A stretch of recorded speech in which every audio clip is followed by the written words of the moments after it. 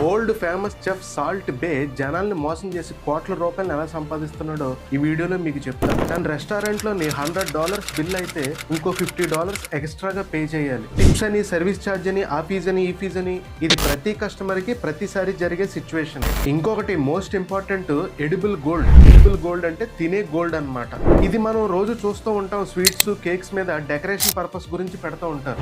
Simple గా చెప్పాలంటే gold paper అన్నమాట. ఇది కాస్ట్ కూడా చాలా తక్కువ. దీంతో సాల్ట్ బే ఏం చేస్తాడంటే తన ప్రతి ఫుడ్ ఐటెం కి పేరుకు ముందేమో గోల్డ్ అనే పదం పెట్టి ఈ గోల్డ్ పేపర్ ని తన ఫుడ్ ఐటమ్స్ మీద పెట్టి వాటిని ఒక most expensive and most costly food items law decoration చేసి జనాలకి ఎక్కువ ప్రైస్ కి అమ్మేస్తాడు అనమాట. For example cheese chicken burger బయట 200 రూపీస్ అయితే ఇతని దగ్గర gold cheese chicken burger 2500 rupees. And ఇది గమనించిన జనం చాలా మంది ఇతని రెస్టారెంట్ మీద నెగిటివ్ గా ఫీడ్బ్యాక్ ఇవ్వడం జరిగింది.